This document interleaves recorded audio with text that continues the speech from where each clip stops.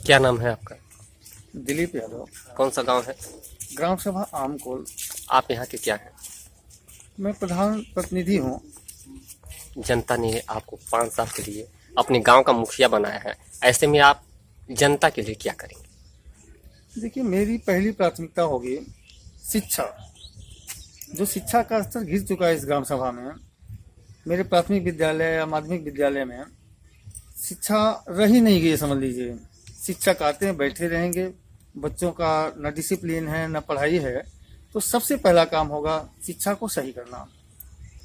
दूसरा कार्य रहेगा मेरा, यहाँ जो गंदगी है गांव में, अभियान के तहत उसकी सफाई कराना।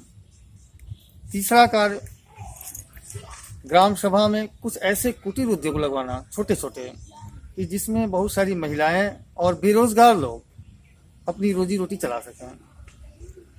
चौथी प्राथमिकता मेरी होगी, आमकोल ग्राम सभा में जो पोखरा है बड़ा वाला, उस पोखरे पर लगभग 10,000 लोग छठ के त्योहार में आते हैं।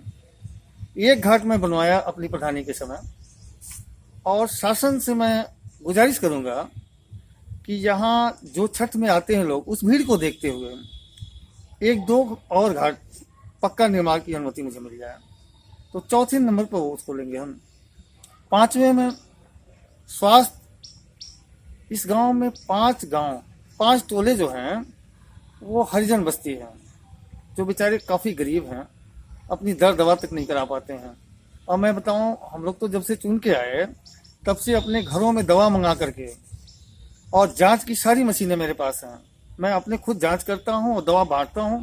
अभी मेरे आगे पीछे बहुत सारे लोग ऐसे मरीज बैठे हैं। तो ये 5वीं प्राथमिकता मेरी होगी। 6वीं प्राथमिकता, नाली और सड़क का विकास, सुंदरीकरण कराना। ये सभी प्राथमिकताओं के तौर पर मैं जनपद से लेकर के और प्रदेश तक दौड़ूंगा कि कहीं न कहीं से इस गांव का विकास हो। बाकी चीजें जो भी हैं, मैं उसके लिए अनवरत प्रयास करता रहूंगा। इसके पहले भी आप ग्राम प्रधान रहे हैं? हाँ, इसके पहले 2005 से 2010 तक मैं ग्राम प्रधान रहा। और यहाँ पे जितनी आरसीसी सड़कें दिखाई दे रही हैं, पोखरे का सुंदरीकरण से लेकर के सामुदायिक विकास, पंचायत भवन, विद्यालय, या यहाँ जो भी विकास नजर आ रहा है इस ग्राम सभा में, नाली से लेकर के सभी चीजें मेरी कराई हुई हैं। और 10 साल में उसका रिपेयर वर्क तक नहीं हुआ। जो भी हुआ पेपर में हुआ, लेकिन धरातल पर वो नजर नहीं आ रहा है।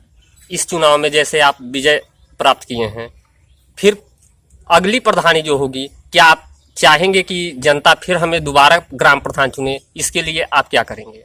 बिल्कुल, मेरा अगर काम बेहतर रहेगा तो भगवान चाहेंगे तो जनता मुझे चुनाव जिताएगी। और मैं बताऊं आपको, मेरा तो पूरे ग्राम सभा में कफन से लेकर के मेरा ट्रक और लकड़ी से लेकर के उनके घाट तक पहुंचाने का, ब्रह्मभोज तक करवाने की व्यवस्था मैं करवाता हूं। राजनीति में आप कब से हैं? राजनीति में तो मैं 1998 से हूँ। लोक दल जब था उस समय से मैं यहाँ ब्लॉक अध्यक्ष हुआ करता था, और उसके बाद समाजवादी पार्टी में तो मैं शुरू से हूँ, आज तक हूँ। कोरोना महामारी को देखते हुए जो प्रवासी मजदूर हैं, जो बाहर से गांव की ओर प्लान कर रहे हैं, उनके लिए आप क्या करेंगे? उनके लिए देखिए, एक तो सबसे पहले तो उनकी जांच करवाना। दूसरी, कोरोना की दवाएं और जांच की मशीनें मेरे यहाँ तमाम पड़ी हुई हैं, मैं उनको देखता हूँ, जांच करता हूँ, दवाओं देता हूँ। और इसके बाद उन लोगों को रजिस्ट्रेशन करके नरेगा के तहत मजदूरी कराना, उनको काम देना, ये मेरी प्राथमिकता है।